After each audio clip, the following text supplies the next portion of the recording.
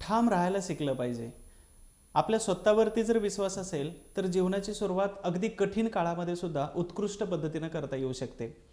Namaste, me Sachin गोळीक, history by Sachin गोळीक या यूट्यूबच्या चॅनलमध्ये तुम्हा सर्वांचं स्वागत आहे।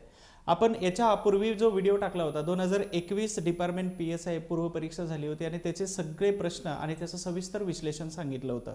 त्या विश्लेषणाच्या मधून किंवा जेव्हा तुम्ही परीक्षेचं ॲनालिसिस करता तर हे ॲनालिसिस मधून आपल्या लक्षात येतं की पाठीमागच्या वर्षी जो प्रश्न विचारला होता हा पुढच्या वर्षी सहज प्रश्न विचारला जातो। आपण या व्हिडिओमध्ये अशाच पद्धतीनं सगळे प्रश्न बघणार आहोत आणि त्या प्रश्नांची सगळी उत्तरं सुद्धा सविस्तर बघणार आहोत। येणाऱ्या परीक्षेमध्ये इथं सांगितलं जाणाऱ्या प्रश्नांचं उत्तर आणि त्याचबरोबर त्याचं केलं जाणारं विश्लेषण यामधून तुमच्या येणाऱ्या अपकमिंग एक्झाममध्ये किंवा येणाऱ्या परीक्षेमध्ये बऱ्यापैकी प्रश्न तिथं कव्हर होणार आहेत।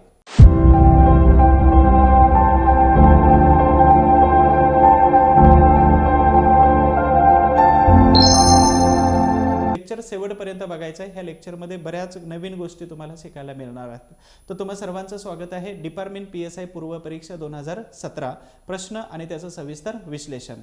पहिला प्रश्न बघण्याच्या अगोदर एक थोडीशी सूचना आहे की आपलं डिपार्टमेंटला जॉईन करून झाल्यानंतर बरीच वर्ष झालेली असतात, बराच मोठा गॅप पडलेला असतो आणि ह्या सगळ्या मोठा गॅप पडल्यानंतर स्वतः वाचत असताना बऱ्याच गोष्टी आपल्याला समजत नाहीत किंवा लक्षात राहत नाहीत, कंटाळा येतो, बोर होऊन जातं, कारण आपलं आतापर्यंतचं शेड्यूल वेगळं होतं आणि अशा अवस्थेमध्ये तुम्हाला कोणीतरी समजावून सांगणारं पाहिजे। मग इतिहास, समाजसुधारक आणि राज्यशास्त्र त्याचबरोबर परराष्ट्र आणि येणारे काही अजून नवीन व्हिडिओ मी ह्या बॅचमध्ये तुम्हाला अपलोड करून देतोय। तर इथं इतिहासाची बॅच आहे, हे इतिहासाच्या बॅचमध्ये इतिहास आहे संपूर्ण, समाजसुधारक आणि राज्यव्यवस्था त्याचबरोबर परराष्ट्र संबंध आणि बाकीचे विषय सुद्धा याच्यामध्ये ऍड करतोय मी। आता रेकॉर्डिंग सुरू आहे, ठीक आहे। तर ही सगळी बॅच आहे तुम्हाला हिस्ट्री बाय सचिन गोळीक ह्या ॲप्लिकेशन मध्ये मिळून जाते। व्हिडिओ शेवटपर्यंत बघायचा आहे कारण आपल्याला ऑप्शन्स माहित नसतो की कोणाची बॅच आहे की किंवा नाही वगैरे, त्याच्यासाठी तुम्हाला हे आणि तुमचा सराव करण्यासाठी तुम्हाला एक टेस्ट सिरीज गरजेची असते। मग आमचे मित्र आहेत नितीन अहिरराव सर, ठीक आहे, यांनी राष्ट्र निर्माण प्रबोधिनी यांच्यामधून काय केलंय तर त्यांनी टेस्ट सिरीज ठेवलेली आहे। या टेस्ट सिरीजच्या माध्यमातून तुम्ही तुमचे सगळे प्रश्न बऱ्यापैकी सोडवू शकता आणि हे सगळे प्रश्न सोडवत असताना तुम्हाला 100% या प्रश्नांच्या माध्यमातून खूप सारा उपयोग होणार आहे। तर हे सरावासाठी खूप सारे प्रश्न दिलेले आहेत, त्यांचा नंबर हा डाउनलोड इथं सेव्ह करून ठेवा आणि सेव्ह करून त्यांना एकदा फोन करा टेस्ट सिरीज बद्दल, तर नितीन सर तुम्हाला सविस्तरपणे माहिती सांगतील। आपण लगेच आता पहिल्या प्रश्नाकडे जातोय। 2017ला जे प्रश्न आले होते 2018ला बऱ्यापैकी त्यावरती क्वेश्चन पडलेले होते, त्याच्या सविस्तर विश्लेषणामधून आपल्याला लक्षात येऊन जाते। तर पहिला प्रश्न आहे की डॉक्टर बाबासाहेब आंबेडकरांनी पीपल्स एज्युकेशन संस्थेतर्फे मुंबईत पुढीलपैकी कोणते महाविद्यालय सुरू केले? मुंबईमध्ये, ठीक आहे, डॉक्टर आंबेडकर पर्सन आहेत। पीपल्स एज्युकेशन संस्थेतर्फे मुंबईमध्ये कोणतं महाविद्यालय सुरू केलं? तर हे व्हिडिओ बघत असताना 1080 असेल किंवा 720चं रिझोल्युशन बघा, कारण हे तुमच्या पेपरचं स्क्रीनशॉट आणि त्याच्यानंतर इथं आपण पेस्ट केलेले आहेत, तर स्पष्ट दिसतंय तुम्हाला। डॉक्टर बाबासाहेब आंबेडकरांनी पीपल्स एज्युकेशन संस्थेद्वारे मुंबईत पुढीलपैकी कोणतं महाविद्यालय सुरू केलं? मुंबईमध्ये म्हटलेलं आहे, संस्था दिलेली आहे आणि व्यक्तीचं नाव दिलेलं आहे। आता व्यक्तीचं नाव दिलं म्हटल्यानंतर एल्फिन्स्टन हे महाविद्यालय येणार आहे का? नाही, कारण एल्फिन्स्टन याचा कार्यकाळ हा 1819 पासून 1827 पर्यंत होता। एल्फिन्स्टन हे जे महाविद्यालय आहे तर याच्या सुरुवातीला किंवा याचं विश्लेषण करत असताना बॉम्बे नेटिव्ह एज्युकेशन संस्थेची स्थापना ही 1824 मध्ये स्थापन झाली, ठीक आहे। 1827 मध्ये याचं महाविद्यालय किंवा हायस्कूल मध्ये रूपांतर करायचं ठरलं आणि लक्षात घ्या 1834 मध्ये 1834-1835 दरम्यान यानं काय केलं तर हे एल्फिन्स्टन महाविद्यालय सुरू झालं आणि नंतर 1857 मध्ये जेव्हा काही विद्यापीठ सुरू झाली बॉम्बे, कलकत्ता आणि मद्रास, तर त्या दरम्यान एल्फिन्स्टन महाविद्यालय म्हणजे कॉलेज हे वेगळं केलं, ठीक आहे। तर अशा पद्धतीने एल्फिन्स्टन म्हणजे पर्याय नंबर 2 हा गेला। त्यानंतर महात्मा फुले महाविद्यालय, तर हे महर्षी किंवा कर्मवीर म्हणू आपण त्यांना, कर्मवीर किंवा महर्षी, तर हे भाऊराव पाटील जे आहे तर यांनी काय केलं महात्मा फुले यांच्या नावाने एक विद्यालय सुरू केलेलं होतं, ठीक आहे। तर हा ऑप्शन आपल्याला इथं बसत नाही। त्यानंतर महत्त्वाचा ऑप्शन राहिला मिलिंद महाविद्यालय, तर मिलिंद महाविद्यालय 1950 मध्ये कुठं तर औरंगाबाद, तत्कालीन औरंगाबाद, सध्याचं छत्रपती छत्रपती संभाजी महाराज नगर. तर औरंगाबादमध्ये 1950ला त्यावेळचे भारताचे राष्ट्रपती राजेंद्र प्रसाद यांच्या हस्ते उद्घाटन केलेलं होतं आणि डॉक्टर बाबासाहेब आंबेडकर यांच्या स्वप्नातील कॉलेज म्हणजेच ते मिलिंद महाविद्यालय होतं औरंगाबादमध्ये. दुसरं सिद्धार्थ महाविद्यालय. ह्या सिद्धार्थ महाविद्यालयाची स्थापना हे डॉक्टर बाबासाहेब आंबेडकरांनी 1946 मध्ये केली होती. कुठे? मुंबईमध्ये. त्यानंतर सिद्धार्थ लॉ कॉलेज किंवा सिद्धार्थ वाणिज्य आणि कला महाविद्यालय हे जे महत्त्वाचं आहे तर हे 1953 मध्ये सुरू झालं आणि त्याच्यानंतर 1956 मध्ये सिद्धार्थ लॉ कॉलेज सुरू झालेलं होतं. परंतु 1946 मध्ये सिद्धार्थ महाविद्यालयाची सुरुवात झाली आणि ही जी संस्था आहे या संस्थेची स्थापना 8 जुलै 1945 मध्ये डॉक्टर बाबासाहेब आंबेडकरांनी मुंबई या ठिकाणी केलेली होती. परंतु दुसरं महत्त्वाचं, सिद्धार्थ हे नाव कोणाचं होतं तर सिद्धार्थ नाव हे सिद्धार्थ गौतम बुद्ध यांचं म्हणजे बौद्ध धर्माशी संबंधित होतं. आणि मिलिंद म्हणजेच कोण तर मिनॅंडर. लक्षात ठेवा, प्राचीन भारताचा प्रश्न आहे. मिनॅंडर आणि इथं असणारे नागसेन या दोघांमध्ये जो वाद झाला होता तर याला मिलिंद असं नाव दिलं होतं, मिलिंद पन्नो वगैरे वगैरे. आता हे मिलिंद आणि सिद्धार्थ तर हे बौद्ध धर्माशी संबंधित आहेत. म्हणजेच याची स्थापना आणि याची वगैरे सगळी डिटेल जे आहे तर ही 1953 पर्यंत येते. म्हणजेच डॉक्टर आंबेडकरांनी 1956 मध्ये बौद्ध धर्माचा जो स्वीकार केला तर त्यापूर्वी आंबेडकर हे बौद्ध धर्मामध्ये झुकलेले होते. म्हणून इथं एल्फिन्स्टन आलेले आहेत आणि ह्याच एल्फिन्स्टन यांच्याच नावाने हे विद्यालय सुरू झालं होतं. हे साधारणतः 1834-35. त्याच्यानंतर मिलिंद सांगितलं 1950 आहे. सिद्धार्थ महाविद्यालय 1946 आहे. पीपल्स एज्युकेशन सोसायटी 8 जुलै 1945 आहे. आय होप्स किंवा मला अपेक्षा आहे तुम्हाला ही सगळी माहिती व्यवस्थित लक्षात राहते. विश्लेषण पण याचं दिलं जाते. मग पुढे जाऊन तुम्हाला प्रश्न एल्फिन्स्टन यांच्यावरती विचारला जाऊ शकतो. याच एल्फिन्स्टन यांनी काय केलं होतं तर बॉम्बे प्रांतामध्ये रयतवारी नावाची पद्धत सुरू केलेली होती आणि ह्या रयतवारीवरती बऱ्याच वेळा प्रश्न विचारलेले आहेत. याच एक्झाममध्ये तुम्हाला रयतवारीवरती किंवा याच एक्झाममध्ये कायम दरावरती प्रश्न विचारलाय. तर जमीन महसुलाची पद्धत हा टॉपिक इथं हायलाइट होतो. बरं, इथं काय हायलाइट होतं तर शिक्षण व्यवस्था, हा शिक्षण व्यवस्थेचा टॉपिक आहे. ठीक आहे. यानंतर आपण दुसऱ्या प्रश्नाकडे वळतोय. दुसरा प्रश्न आहे राजर्षी शाहू महाराज. मी ऑलरेडी सांगितलं होतं की पूर्व परीक्षेचा अभ्यास करत असताना कंबाईन आणि तुमची डिपार्टमेंट PSI ही इक्वल एक्झाम आहेत. सेम क्वेश्चन येतात. मग इथं परीक्षेला महत्त्वाचे असणारे 6 समाजसुधारक सांगितले होते.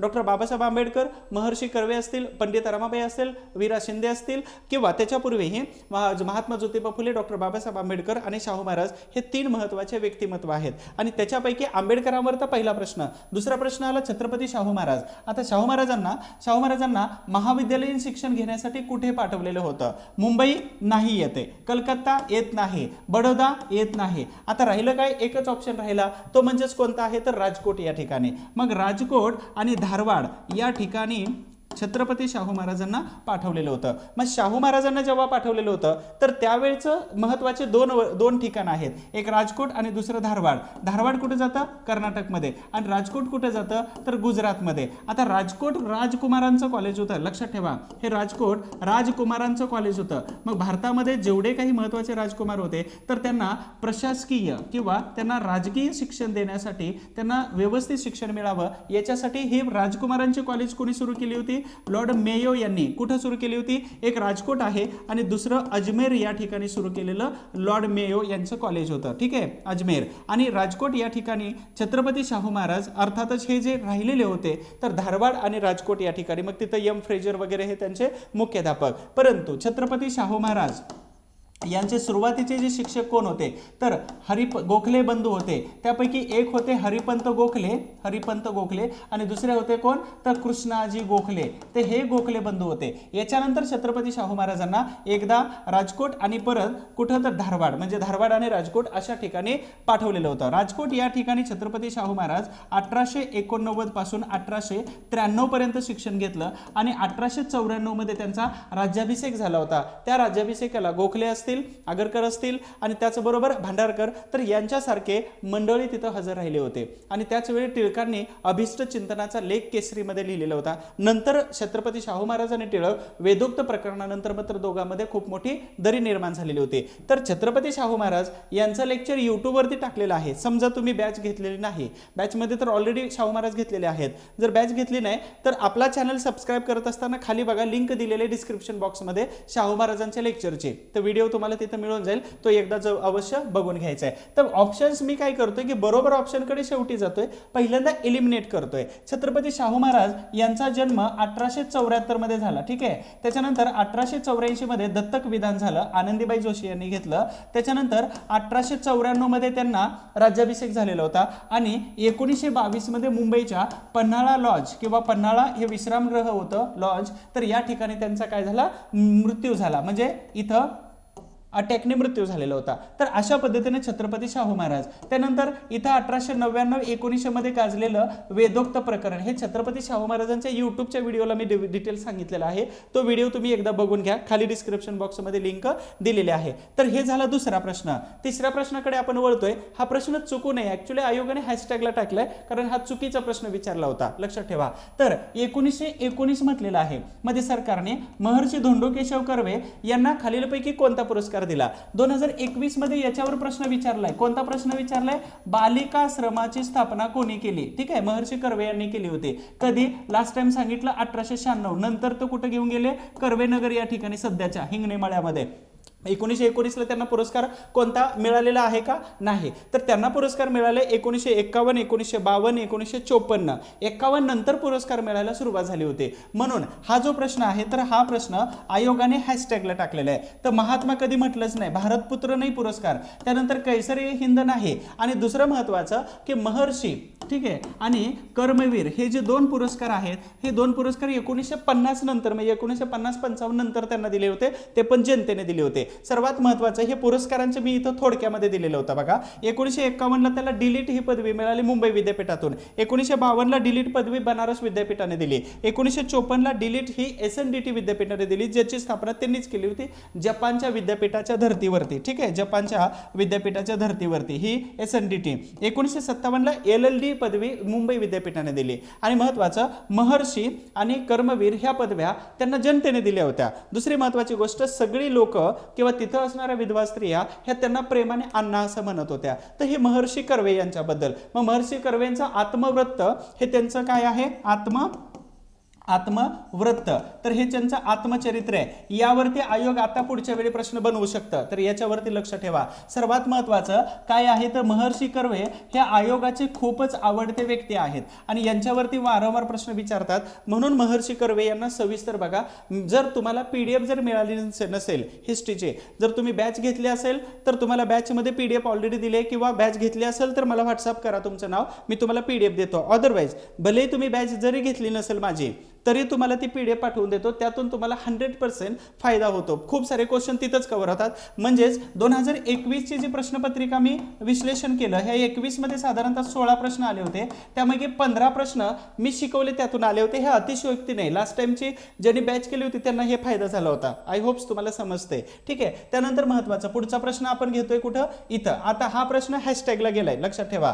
पुढे जातोय की योग्य कालानुक्रम. अजून एक महत्त्वाचा, यामध्ये तुम्हाला ह्या डिग्री परत एकदा विचारले जाऊ शकतात. ठीक आहे. आणि त्यांना जन्माला, म्हणजे त्यांची जन्मशताब्दी 100 वर्ष झालं, 1856 पासून 1956 100 वर्ष झाले, म्हणून भारत सरकारने त्यांना काय केलं, तर भारतरत्न पुरस्कार मिळाला. मग पहिले महाराष्ट्रीयन व्यक्ती आहेत ज्यांना भारतरत्न हा पुरस्कार दिला गेला. असे तुमचे प्रश्न बनू शकतात. ठीक आहे. 2021 ला काँग्रेसच्या अध्यक्ष व्योमेशचंद्र बॅनर्जी यांच्यावरती प्रश्न विचारलाय, आणि 2017 ला जो प्रश्न आलेला आहे तो प्रश्न कसा आहे, काँग्रेसच्या पूर्वीच्या संघटना या टॉपिक वरती प्रश्न तुम्हाला विचारलेला आहे, काँग्रेसच्या पूर्वीच्या. मग इथं काय करायचं, तुम्हाला सरळ सरळ वर्ष लिहायचे. वर्ष किती लिहायचे, किमान 1-2 जरी वर्ष आपल्याला पाठ असायला पाहिजे. आणि हा टॉपिक कंपल्सरी करून चला, काँग्रेसच्या पूर्वीच्या राजकीय संघटना. तर हा इथं महत्त्वाचा टॉपिक आहे. तर घटना कालानुक्रमे लावायचा. पुणे सार्वजनिक सभा हे 1867 घेऊ आपण त्याला. त्यानंतर मद्रास महाजन सभा जे आहे हे 1884, याचं रूपांतर नंतर 1870 मध्ये झालेलं होतं. बॉम्बे प्रांतातील पहिली राजकीय संघटना हे बॉम्बे असोसिएशन होते. मग या संघटनेमध्ये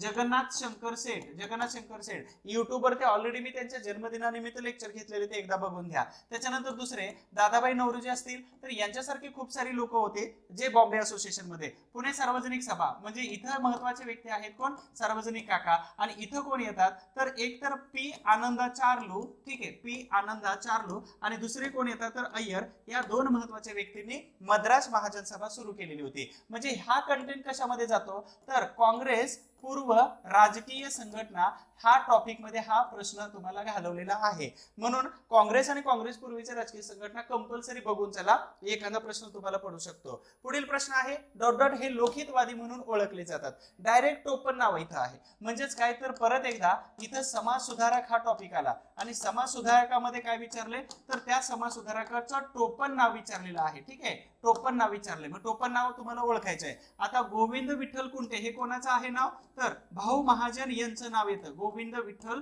कुंटे. त्यानंतर विष्णू शास्त्री पंडित ऑलरेडी यांचं तेच नाव आहे. गोपाळ गणेश आगरकर जिवंतपणे प्रेत यात्रा ठेवणारे आणि आपल्या अंत्यसंस्कारासाठी 20 रुपये ठेवणारे. त्याचबरोबर यांना सुधारक म्हणून सुद्धा ओळखलं जातं. हे केसरीचे पहिले संपादक होते आणि 2021 मध्ये डायरेक्ट यांच्यावरती प्रश्न विचारला होता गोपाळ गणेश आगरकरांचा सुधारक वर्तमानपत्रावरती. ठीक आहे, यावरती. त्यानंतर हे राहिला एकच ऑप्शन, म्हणजेच काय तर या प्रश्नाचं उत्तर जे आहे तर गोपाळ हरी देशमुख येतं. हे एक सरकारी नोकरदार होते, सरकारी नोकरदार आणि वेगवेगळ्या समाजाबरोबर जोडतात आणि समाज सुधारणा करतात. म्हणून गोपाळ हरी देशमुख यांना पुण्यापासून बाहेर शिफ्ट केलं होतं. मग वाई वगैरे या ठिकाणी त्यांचं मुन्सफ या पदावरती वेगवेगळ्या पदावरती त्यांनी काम करायला सुरुवात केली.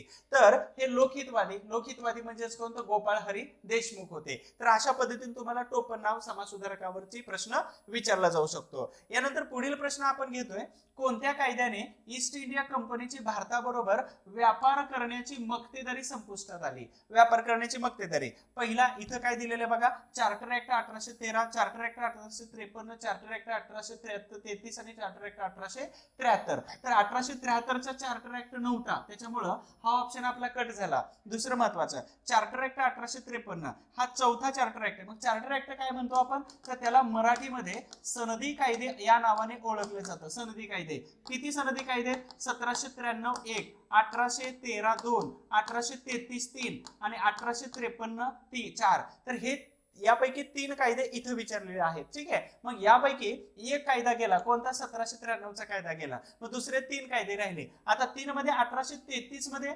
कोणत्याही प्रकारचं असं काही झालं राहिलेलं नव्हतं. त्यानंतर 1853 ला ईस्ट इंडिया कंपनीकडचा सगळाच व्यापार काढून घेण्यात आला होता. पण इथं काय म्हटले व्यापार करण्याची मक्तेदारी काढून घेतली. मग व्यापार करण्याची मक्तेदारी जी आहे तर 1813च्या सनदी कायद्याने काढून घेण्यात आली होती. आणि ईस्ट इंडिया कंपनीकडे 3च गोष्टी ठेवल्या होत्या. ह्या 3 गोष्टी कोणत्या, एक पहिली गोष्ट चहाचा व्यापार, दुसरी गोष्ट अफूचा व्यापार. ठीक आहे, दुसरी गोष्ट अफूचा व्यापार, तिसरी गोष्ट चीन बरोबरचा व्यापार. ह्या महत्वाच्या 3 गोष्टी ठेवल्या. आणि चौथी गोष्ट जी ठेवली ते म्हणजे प्रशासन ठेवलं. प्रशासन म्हणजेच काय तर नोकरदार वर्ग इथं कंपनीकडे ठेवण्यात आला होता. म्हणजे त्यांचा जोपर्यंत रिप्लेस होत नाही ईस्ट इंडिया कंपनीच्या या नोकरदारांना कोणाचं राजा किंवा राणीचं तोपर्यंत, म्हणजे इथं व्यापार करण्याची मक्तेदारी ही कंपनीकडून काढून घेण्यात आली होती. आणि त्या कंपनीकडून 20 वर्षाची मुदतवाढ सुद्धा इथं बंद करण्यात आली होती व्यापाराबद्दलची. मग इथं काय म्हणतात 1813 ला इथं मुक्तता धोरण राबवलेलं होतं. मुक्तता धोरण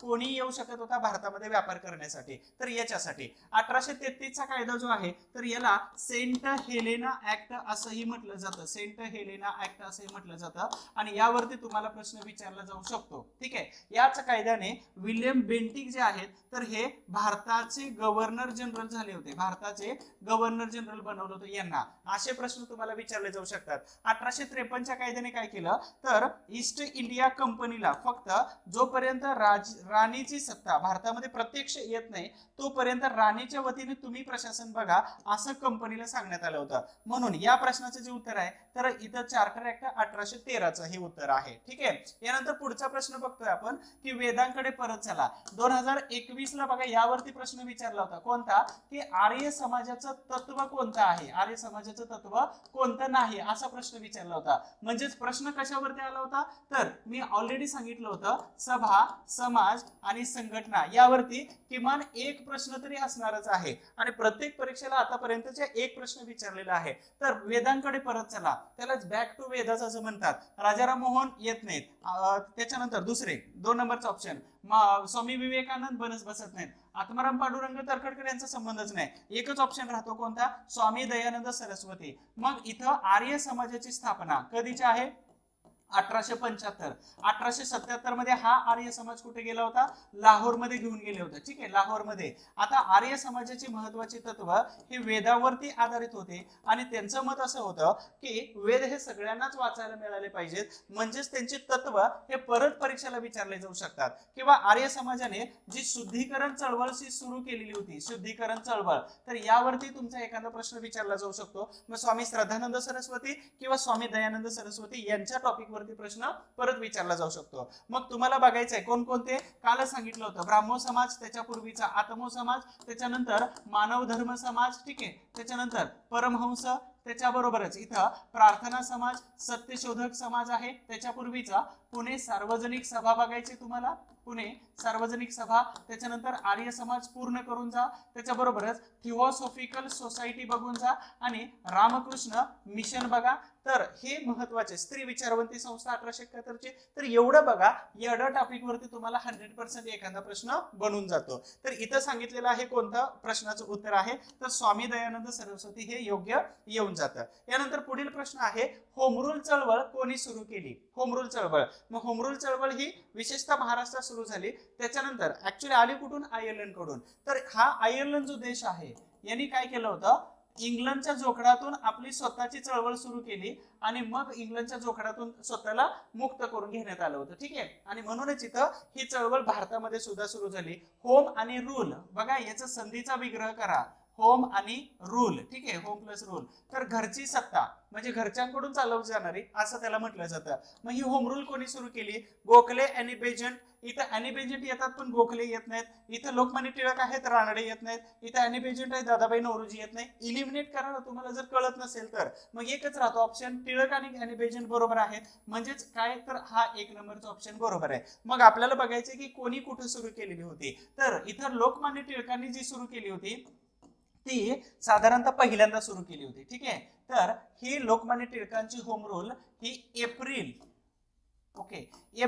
1916 मध्ये बेळगाव या ठिकाणावरून सुरू केली. बऱ्याच वेळा यावरती प्रश्न आलेला आहे आणि या लोकमान्य टिळकांच्या होम रूलला पुण्याची होम रूल असंही बऱ्याच वेळा म्हटलं जातं, पुण्याची. आणि ही होम रूल जी आहे तर ही बॉम्बे प्रांतामध्ये काम करत होती, फक्त बॉम्बे प्रांतापुरती मर्यादित होती. परंतु मी इकडे लिहितो आता, एक नंबरचा पर्याय बरोबर आहे. अॅनी बेजंट यांची जी आहे तर ही चळवळ सप्टेंबर 1916 मध्ये सुरू झाली. ही मद्रास या ठिकाणी असणारं एक अड्यार नावाचं ठिकाण आहे, या ठिकाणावरून सुरू झाली आणि ही संपूर्ण भारत कव्हर करत होती. इथं भारत म्हटले आणि इथं बॉम्बे प्रेसिडेन्सी म्हटलेलं आहे. हा, ही होम रूल चळवळ अॅनी बेजंट आणि लोकमान्य टिळकांची होती. यावर तुमचा प्रश्न विचारला जातो, कारण का, तर हे एक स्वतंत्र चळवळीमधील महत्वाचा कंटेंट आहे. यावर प्रश्न अशा पद्धतीचा विचारला जाऊ शकतो. म्हणून टिळक ही महत्वाचे आहेत आणि अॅनी बेजंट महत्वाचे आहेत. अॅनी बेजंट वरती अजून काही प्रश्न विचारतात का, तर येस, 1917चं कलकत्त्याचं अधिवेशन आहे आणि पहिली महिला अशा आहेत की ज्या अधिवेशनाच्या अध्यक्ष झाल्या होत्या पहिल्यांदा, हे अॅनी बेजंट. थिओसॉफिकल सोसायटी हे त्यांच्या अध्यक्षतेखाली चालत होती 1907 नंतर. ठीक आहे, ब्लावाटस्की वगैरे त्यांचं निधन झाल्यानंतर. तर अशा पद्धतीने होम रूल चळवळीवरती प्रश्न विचारला जाऊ शकतो. तर तुम्हाला इतिहास जर अवघड जातोय, वाचायला कंटाळा येतोय, तर इतिहासाची बॅच आहे, तर ह्या बॅच मधून तुम्हाला बरीच माहिती कळून जाते, सगळाच इतिहास कव्हर होऊन जातो, भरपूर मार्क तुम्हाला येणार आहेत. आपण पुढील प्रश्नाकडे वळतोय. नारायण मेघाजी लोखंडे यांनी मुंबईमध्ये स्थापन केलेली कामगार संघटना कोणती? 2021 ला. बघा, मी तुम्हाला ऑलरेडी सांगितलं होतं की कामगार चळवळ जे आहे तर यावरती प्रश्न बऱ्याच वेळा विचारले जातात, कामगार चळवळ. ठीक आहे, तर पहिला जो 2021 चा जो क्वेश्चन आला होता तो काय होता, कामगार चळवळीचे जनक कोण होते? आणि 2017 ला काय प्रश्न विचारले, तर इथं संघटना कोणती विचारलंय, म्हणजे टॉपिक एकच आहे पण प्रश्न इथं वेगळा विचारला. तर नारायण मेघाजी लोखंडे यांनी मुंबईत कोणती संघटना स्थापन केली, असा हा प्रश्न आहे. मग प्रश्न उत्तर आपल्याला बघायचंय काय, तर इथं बघा 1884 याच्यापूर्वी 1881 ला इथं फॅक्टरी ऍक्ट आला होता. ठीक आहे, फॅक्टरी ऍक्ट, आणि ह्या अबूट नॉट यांच्या अध्यक्षतेखाली बनलेल्या आयोगावरती आला होता. पण नारायण मेघाजी लोखंडे यांनी याला विरोध केला. ठीक आहे, विरोध केल्यानंतर त्यांनी काय केलं, तर महालक्ष्मी रोडवरती मुंबईच्या जवळपास इथं 10,000 लोकांची सभा घेतली. ठीक आहे, आणि त्यानंतर इथं परळमध्ये सप्टेंबर महिन्यामध्ये सभा घेत असताना त्यांनी काय केलं, तर अशा पद्धतीची एक संघटना सुरू केली. त्या संघटनेचं नाव काय होतं, तर बॉम्बे मिल हँड असोसिएशन. त्याला मराठीमध्ये तुम्हाला प्रश्न विचारतात विचारतात. कोणता? मराठीमध्ये या संघटनेचं नाव विचारतात. मुंबई गिरणी कामगार संघट. ठीक आहे, मुंबई गिरणी कामगार संघ किंवा संघटना अशा प्रकारचा तुम्हाला प्रश्न मराठीत विचारतात. नारायण मेघाजी लोखंडे यांनी 1880 मध्ये पुण्यातून बंद पडलेलं दीनबंधू नावाचं वर्तमानपत्र हे मुंबईमधून सुरू केलं होतं. यावर बऱ्याच वेळा प्रश्न विचारलेला आहे. तुमच्या परीक्षेला सुद्धा इथं प्रश्न येऊ शकतो. ठीक आहे, दीनबंधू वरती प्रत्येक वर्षी परीक्षेला प्रश्न आहे. दीनबंधू कृष्णराव भालेकरांचा आहे. तर इथं नारायण मेघाजी लोखंडे यांच्याबद्दलचा प्रश्न विचारला जाऊ शकतो. आयोग काय करतं? हे वेगवेगळ्या अशा प्रकारची काहीतरी नावं देतं तुम्हाला भ्रमित करण्यासाठी, परंतु हे नाव लक्षात ठेवा, कामगार चळवळी बरोबर जोडलं जातं आणि तुम्हाला प्रश्नामध्ये विचारलं जाऊ शकतो कामगार चळवळीचं. आपण पुढच्या प्रश्नाकडे वळतोय. आंबा पाणीच्या उठावात पुढीलपैकी कोण नव्हते सांगितलेले आहे. लक्षात ठेवा, हायलाइट करायला शिकायचं. जेव्हा तुम्ही प्रश्न वाचता तर प्रश्न आपल्याला कळत नाही किंवा आकलन होत नाही, तर त्याच्या अगोदर प्रश्न वाचत असताना महत्वाच्या मुद्द्यांना हायलाइट करा, म्हणजे तुम्हाला जास्त समजून जाईल. तर आंबापानीची लढाई आहे. आंबापानीची लढाई म्हणजेच कुठं? तर 1857च्या दरम्यानची आहे. ठीक आहे, आंबापानी म्हणजेच कुठं आलं? तर हे मध्य प्रदेशमध्ये एक ठिकाण आहे. कुठं? तर बारवानी या ठिकाणाच्या जवळचं मध्य प्रदेशचं ठिकाण आहे. तर पुढीलपैकी कोण नव्हतं म्हटलेलं आहे. मग कोण नव्हतं? तर सर्वात महत्वाचं काजी सिंग, हे काजी सिंग होते. इथं कोण नव्हतं म्हणजे होते कोण कोण? तर भिल्ल समुदायातून शूरवीर सेनापती होते. भिल्ल समुदायातून शूरवीर सेनापती इथं लोक होती. ठीक आहे, भिल्ल समुदायातून. मग इथं काजी सिंग होते, दौलत सिंग सुद्धा होते, काळू आणि भिवा हे सुद्धा होते. त्यामध्ये एकच नव्हते, ते म्हणजेच कोण? तर भागोजी नाईक हे मात्र इथं नव्हते. ठीक आहे, भागोजी नाईक नव्हते. म्हणजेच या प्रश्नाचे उत्तर येतं तर हे भागोजी नाईक. सर्वात महत्वाचं, हे जे तिघ लोक जे आहेत, ह्या तिघा लोकांना काय केलं? इंग्रजांनी पकडलं आणि इंग्रजांनी पकडून सेधावा नावाचा किल्ला जो आहे, तर ह्या किल्ल्याच्या सेधावा नावाचा जो किल्ला आहे, तर ह्या किल्ल्यामध्ये फासावरती लटकवलं. एवढ्यांनाच नाही तर जवळपास 45 स्त्रियांना त्यांनी अटक सुद्धा केलेली होती. म्हणजेच या भिल्ल समुदायाला अशा पद्धतीचं परत धाडस होऊ नये आपल्या विरोधामध्ये लढण्यासाठीचा. तर ह्या 1857च्या उठावामधलाच एक पार्ट होता हा आंबापानीची लढाईचा. ठीक आहे, अशा पद्धतीनं हा आंबापानीवरती आलेला प्रश्न होता. म्हणजेच काय? तर 1857चा टॉपिक इथं आयोगाने कव्हर केलेला आहे. म्हणून तुम्हाला सुद्धा हा टॉपिक चांगला कव्हर जायचा आहे, विशेषतः महाराष्ट्रामध्ये 1857 कसं झालं यावरती. पुढील प्रश्न आपण घेतोय. फुलेंचे शेजारी ... यांनी त्यांना शाळेत जाण्यास भाग पाडले होतं. महात्मा ज्योतिबा फुले. आता यांच्यावरती मी बऱ्याच वेळा युट्यूबला सांगितले तुम्हाला की प्रश्न इथं बनतोय आणि प्रश्न बनल्यानंतर तुम्हाला तो सोडवता सुद्धा आला पाहिजे. ठीक आहे, महात्मा ज्योतिबा फुले. तर महात्मा फुले यांना 1838 मध्ये काही ब्राह्मण समुदायातील लोकांनी, जे सनातनी होते, त्यांनी सांगितलं शिकवतोय कशाला? फुलांच्या व्यवसायामध्ये तुला मदत करायला घे. मग त्यांच्या शेजारी 2 लोक राहत होते. 2 लोक, त्यांचं नाव काय आहे? एक आहेत कोण? तर लिजिट साहेब. ओके, एक आहेत लिजिट साहेब आणि दुसरे व्यक्ती कोण होते? गफार बेग मुन्सी. हे युट्यूबला ऑलरेडी मी सांगितलेलं आहे. तर या 2 लोकांनी काय केलं? एक कोण होते? तर ख्रिश्चन होते.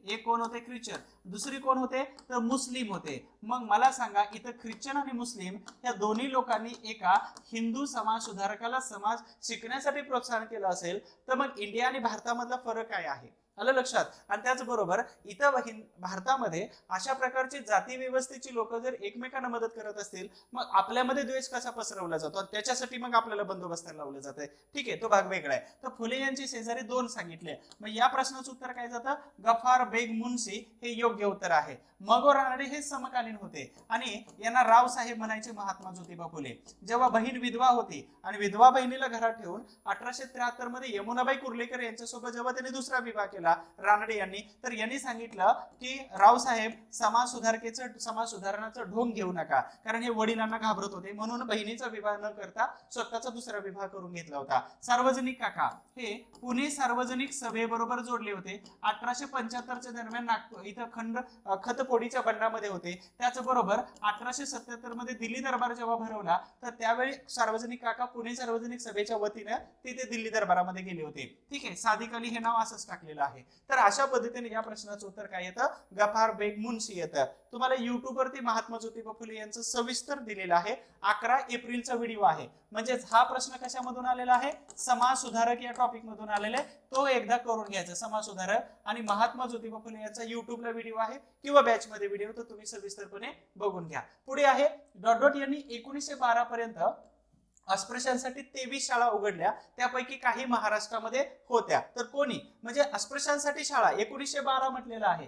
आता महात्मा ज्योतिबा फुले जर म्हटलं तर 1848 पासून 1952 पर्यंत आहे त्यांच्या शाळा. वीरा शिंदे यांनी म्हटलं तर यांनी शाळा मात्र सुरू केलेल्या नव्हत्या, परंतु यांनी डिप्रेस क्लास मिशन असेल किंवा सहाय्यकारी मंडळी किंवा सेवाकारी मंडळी हे सुरू केलं होतं. आता दुसरे बाबासाहेब आंबेडकर यांनी 1945 मध्ये पीपल्स एज्युकेशन सोसायटी, 1946 मध्ये सिद्धार्थ कॉलेज, 1950 मध्ये मिलिंद सिद्धार्थ आणि पीपल्स एज्युकेशन सोसायटी. तर हे ऑप्शन सगळे कट झाले. मग या प्रश्नाचं उत्तर काय जातं, एकच जातं, छत्रपती शाहू महाराज. तर छत्रपती शाहू महाराज यांच्यावरती मी व्हिडिओ ठेवलेला आहे इथं, ठीक आहे. छत्रपती शाहू महाराज यांच्यावरचा हा व्हिडिओ आहे आणि या व्हिडिओच्या माध्यमातून तुम्ही सविस्तरपणे बघू शकता छत्रपती शाहू महाराजांचं शैक्षणिक कार्य कशा पद्धतीने चालू होतं. तर प्राथमिक शाळा, माध्यमिक शाळा, पुरोहित शाळा, युवराज पाटील शाळा, याच्या अशा प्रकारच्या एवढ्या शाळा छत्रपती शाहू महाराजांनी इथं सुरू केलेल्या दिसून येतात. तर हे लेक्चर युट्यूब वरती ऑलरेडी आहे, तर तुम्ही बघू शकता. यानंतर आपण पुढच्या प्रश्नाकडे वळतोय. ब्रिटिश काळात बाल कामगाराबाबत खालीलपैकी कोणता कायदा झालेला होता बाल कामगारांसाठी, म्हणजेच 7 वर्षापेक्षा कमी वयाच्या मुलांना कामावरती ठेवायचं नाही अशा प्रकारचा. मग याच्यामध्ये कोणता कायदा झाला, चाइल्ड लेबर ऍक्ट. हा ब्रिटिश काळात म्हटलेला आहे ना, तर हा स्वतंत्र कालावधीमध्ये झालेला ऍक्ट आहे, भारताच्या स्वातंत्र्यानंतर झालेला होता.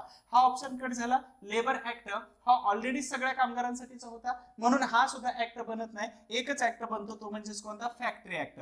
तर फॅक्टरी ऍक्ट 2 आहेत. एक आहे 1881 चा, दुसरा आहे 1891 चा, आणि ह्या 91 चा ऍक्ट 92 ला लागू झाला होता. तर हे 2 ऍक्ट जे आहेत, तर हे बाल कामगार असेल किंवा हे सगळ्यांसाठीच लागू झालेलं होतं. मग याच्यामध्ये तुम्हाला माहित असायला पाहिजे 1875 मध्ये मुंबईचे जिल्हाधिकारी जे होते अबॉट नॉट, ठीक आहे, अबॉट नॉट, तर यांच्या अध्यक्षतेखाली आयोग नेमला. या आयोगाची शिफारस झाली आणि 1881 ला पहिल्यांदा कायदा झाला. त्याच्यानंतर 1889 मध्ये इथं सर्जन लेथब्रिज जे होते, लेथब्रिज, ठीक आहे, तर यांनी आयोग नेमला आणि या आयोगानुसार 1891 मध्ये दुसरा कारखाना कायदा आला. तो कारखाना कायदा 1892 मध्ये लागू झाला होता. मग कामगारांच्या कामाचे तास असेल, त्यांना फॅसिलिटी असेल, रविवारची सुट्टी असेल, तर अशा पद्धतीने हे 2 कायदे आहेत. म्हणजे हे कुठे गेलं, परत कामगार चळवळ या टॉपिक वरती गेलेलं होतं. हे अनालिसिस करा की प्रश्न कोणत्या टॉपिक मधून आलेला आहे, म्हणजे तुम्हाला जास्त त्याचा फायदा होऊन जातो. ठीक आहे, पुढील प्रश्न घेतोय आपण.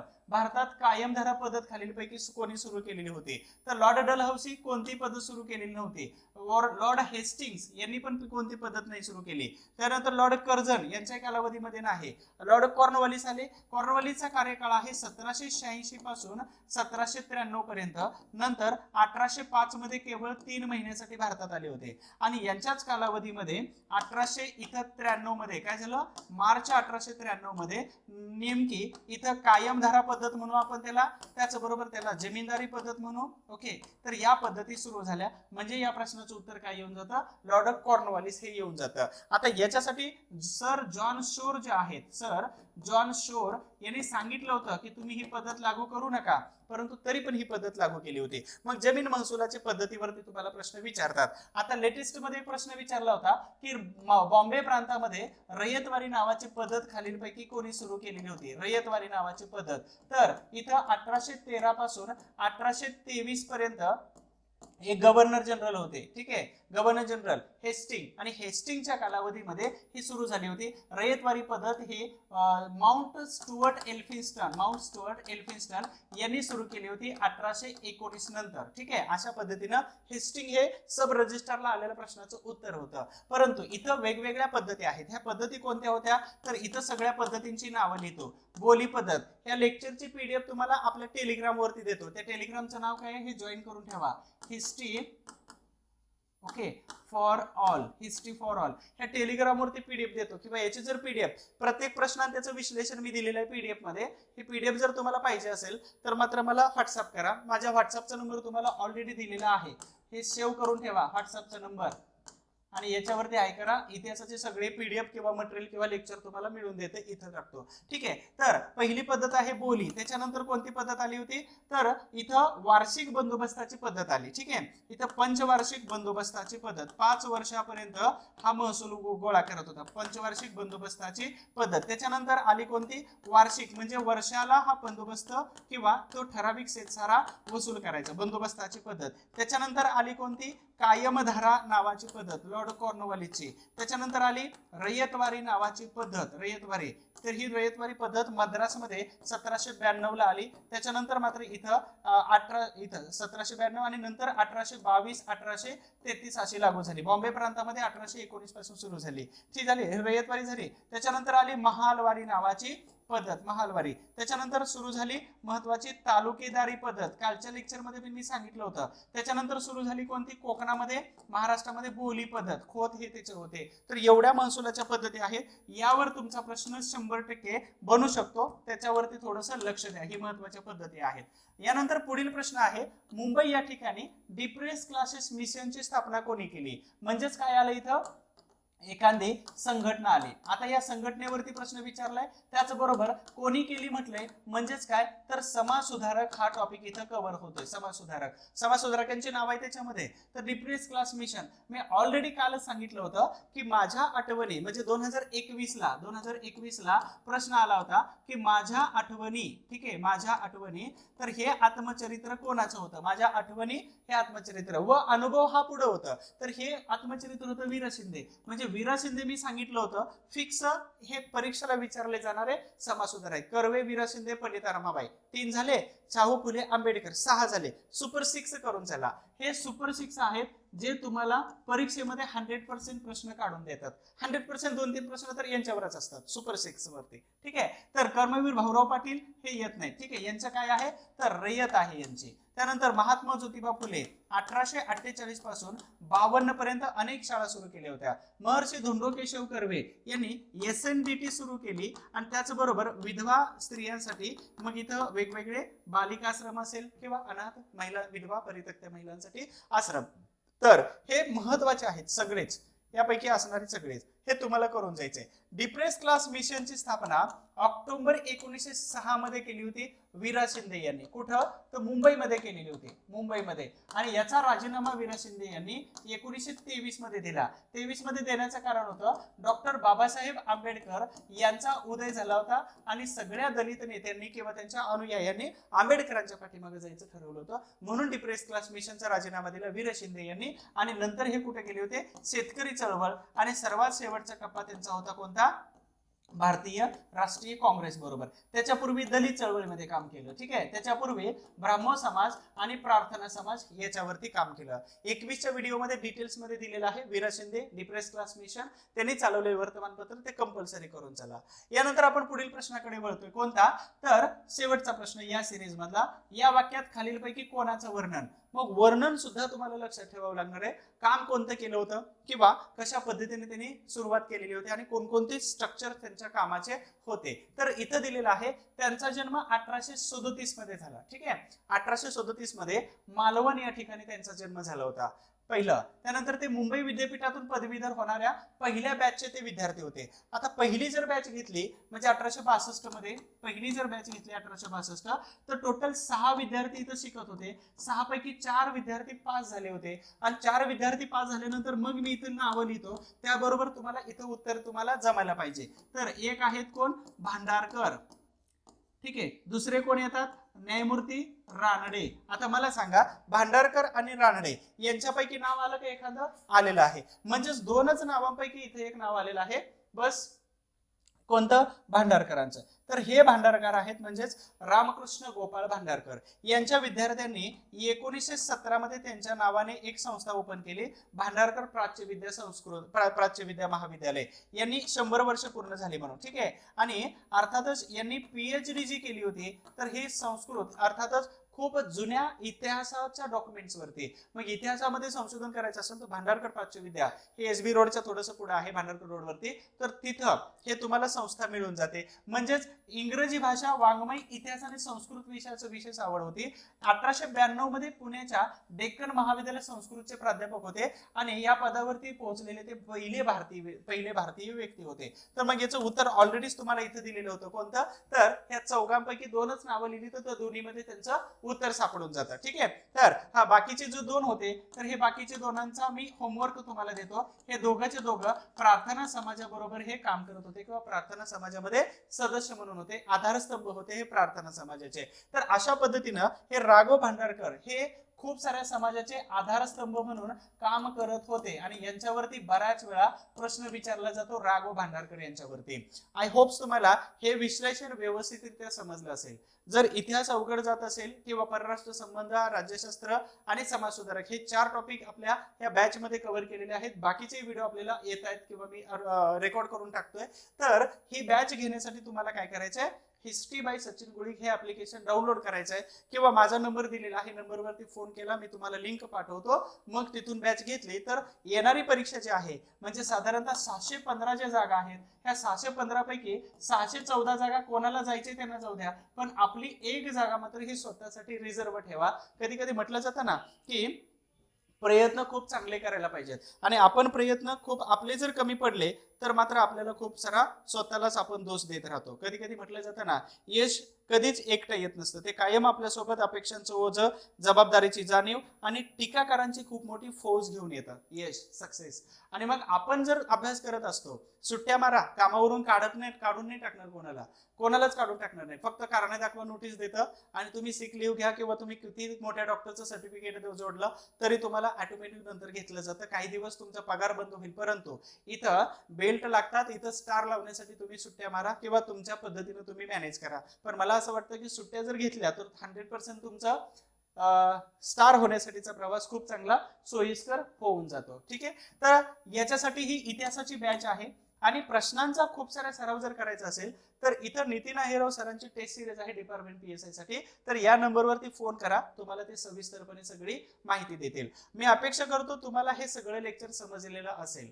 ठीक आहे. तुम्ही सगळ्यांनी पोलीस भरती करत असताना किंवा जॉईनिंगच्या अगोदर तयारी करत असताना तुमचे दिवस आठवायचे थोडेसे. मग ते दिवस आठवले तर तुम्हाला दिसतं की सगळ्यांची परिस्थिती सुपर क्लासवर नव्हती म्हणून तुम्ही पोलीस कॉन्स्टेबल झालात.